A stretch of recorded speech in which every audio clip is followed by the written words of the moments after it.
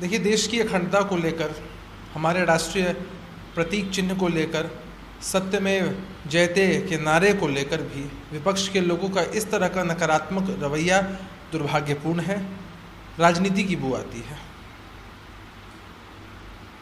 UP के CM Yogi Adityanath के बयान पर एमआईएम प्रमुख असदुद्दीन ने कहा कि क्या मुसलमान भारत मूल निवासी नहीं है। उन्होंने कहा कि उनके अपने स्वास्थ्य मंत्री ने कहा कि जनसंख्या नियंत्रण के लिए देश में किसी कानून की आवश्यकता नहीं है। ज़्यादातर गर्भ निरोधक का इस्तेमाल मुसलमान ही कर रहे हैं। 2016 में कुल प्रजनन दर 2.6 थी, जो अब 2.3 हो गई, कम हुई है। देश का जनसंख्या लाभांश सभी देशों में सबसे अच्छा है। उन्होंने जनसंख्या दिवस पर जोड़ी किया हमने को। देखिए, भारत जैसे लोकतांत्रिक देश में, जहाँ संविधान को लोग मानते हैं, संविधान से देश चलता है, सभी धर्म और जाति के लोग सद्भाव के साथ रह सकते हैं, सबका समान अधिकार है। और जहाँ तक जनसंख्या नियंत्रण की बात है, इस पर तो हमारे नेता आदरणीय नीतीश कुमार जी ने बिहार का मॉडल स्थापित किया है कि अगर साक्षरता दर बढ़ाई जाए, महिलाओं में और पुरुषों में जागरूक किया जाए लोगों को, तो निश्चित रूप से इस पर कंट्रोल किया जा सकता है। और इसके परिणाम बिहार में देखने को भी मिले हैं। देश के स्तर पर भी यही अपनाने की ज़रूरत है। आज शॉर्टकट राजनीति सबसे बड़ी चुनौती बनी हुई है। शॉर्टकट से वोट हासिल करना बहुत आसान है। अगर किसी एक देश की राजनीति शॉर्टकट राजनीति पर निर्भर करती है, तो वह शॉर्टकट सर्किट की ओर ले जाएगी।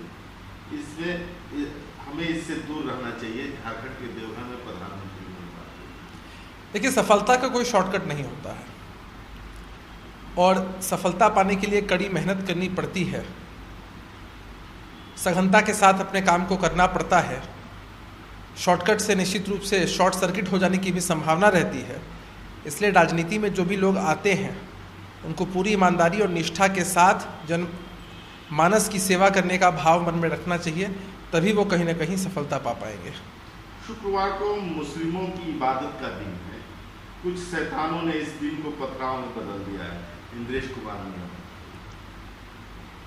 देखिए, मज़हब नहीं सिखाता आपस में बैर रखना। हिंदी है हम वतन है हिंदुस्तान हमारा। सभी मज़हब और धर्म के लोग यहाँ सद्भाव के साथ रहते हैं और किसी भी मज़हब में यह नहीं सिखाया जाता है कि किसी को भी नुकसान पहुँचाया जाए या आपसी सद्भाव को बिगाड़ा जाए। कुछ असामाजिक तत्व इस तरह की घटनाओं को अंजाम देते हैं, लेकिन प्रशासन और सरकार की तरफ से सख्ती से उन पर कार्रवाई होनी चाहिए। खुदरा महंगाई जो है जून में घटकर के 7.01 हो गई है।